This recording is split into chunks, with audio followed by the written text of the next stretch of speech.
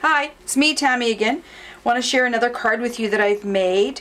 I did a little bit of toilet paper sculpting on this one, and I'm going to show you how to do your own paper sculpting. There's, I think, a fancier name for it, but I can't think of it right now. We're going to set this aside. So the things that you need for the paper sculpting is you need something that has a nice, simple design with indentations in it. This is one of our cookie press stamps. It's from the Sweet Pressed Cookie Stamps Holiday Set. It comes off like this. There's 3 of them in a set. This happens to be the Snowflake. The other thing you're going to need is I've got 14 single ply pieces of toilet paper that I have separated.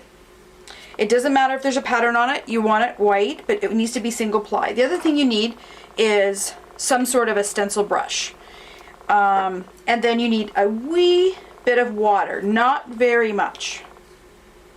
So you're going to start out with making your brush just a little bit wet. You don't want it too wet. Okay, you're going to put your first piece of toilet paper on here and just smush it down.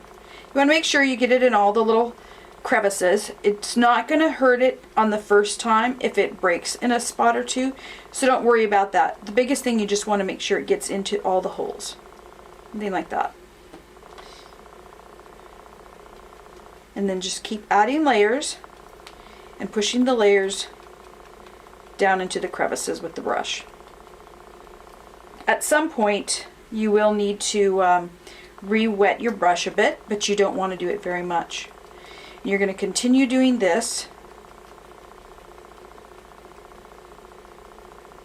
Add just a little bit of moisture.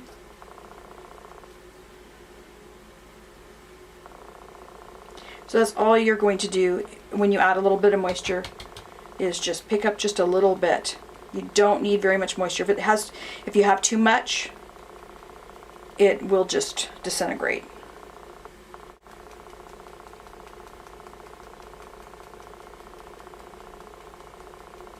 Okay, I'm just about done. This is my 13th piece of toilet paper.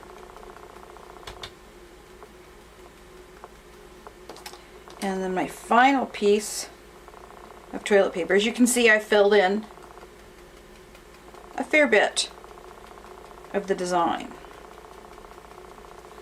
Okay, take this away so don't spill water on anything. Okay, so once you can take it out when it's wet. You're going to just gently peel it away.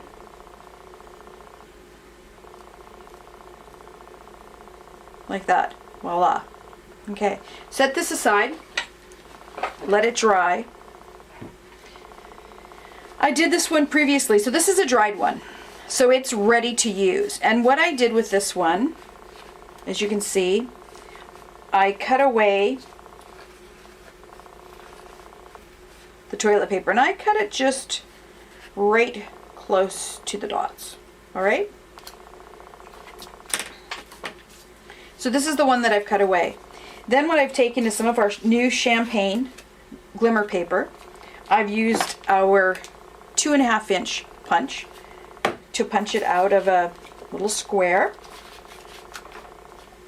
And because this is glimmer paper, it tends to be a little harder to stick, so I'm going to use some of our Tombow liquid glue. The toilet paper is a little fragile, so it's a little harder to like use snail or something like that on there, so we're just going to use some liquid glue.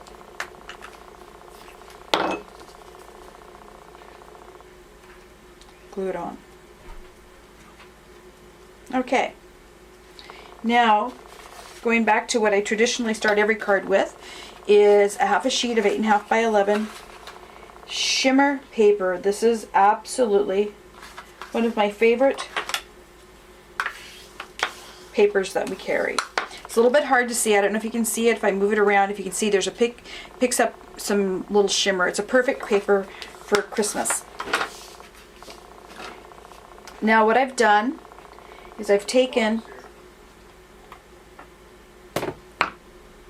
some of our Snowflake stamps from the Snowflake Soiree stamp set.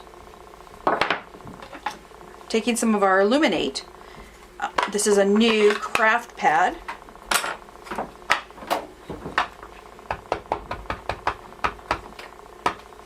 And I'm just going to stamp randomly all over this. A little hard to see. You can see it a little bit more as it dries. Okay, just randomly all over there. I have one that is already done like this. You can see the snowflake stamped in there. Then I've taken,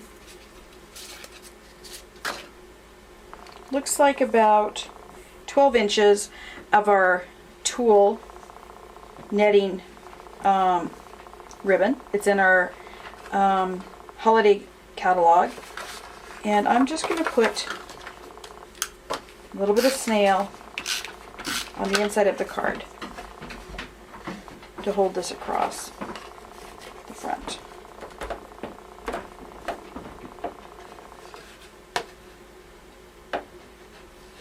Just like that. Okay, we're going to cover that up later so it doesn't look so rough. Then this is some of our craft seam binding ribbon, or crumb cake actually. I shouldn't call it craft anymore. Tying a nice little knot right there. There. Okay. Trim this off. Okay. Going back to our snowflake, I'm going to add some more dimensionals to the back.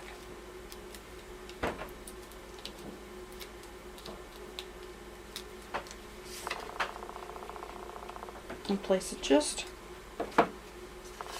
over there. Okay, now for my little tag, I couldn't find a tag that I liked, so I took again one of our framelit window framelits and cut it out in the smallest one from the shimmer paper as well.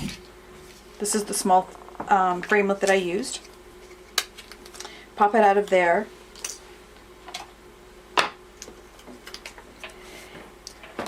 Soft suede coordinates very nicely with the crumb cake. Gives it a little bit darker, and I just stamped just my Merry Christmas gently there. Okay.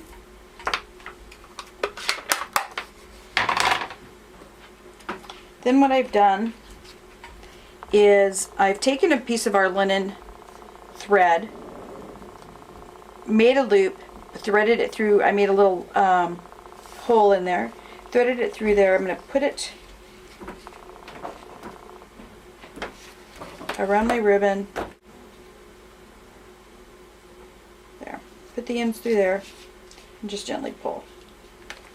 So just kind of snugs up onto there. Okay, I'm just going to trim this off.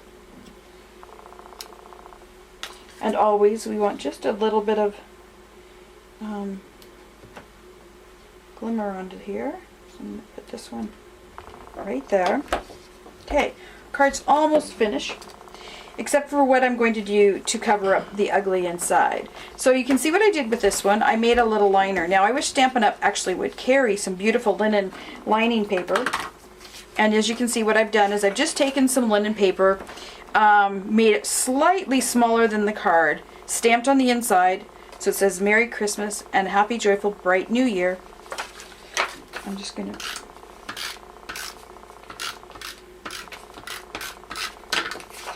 and a lot of times what I do is I only glue the back or one side of it to the inside of the card. It tends to not crumple as easily. And there you go. The card is done. Thank you. Watch my blog for more cards to come.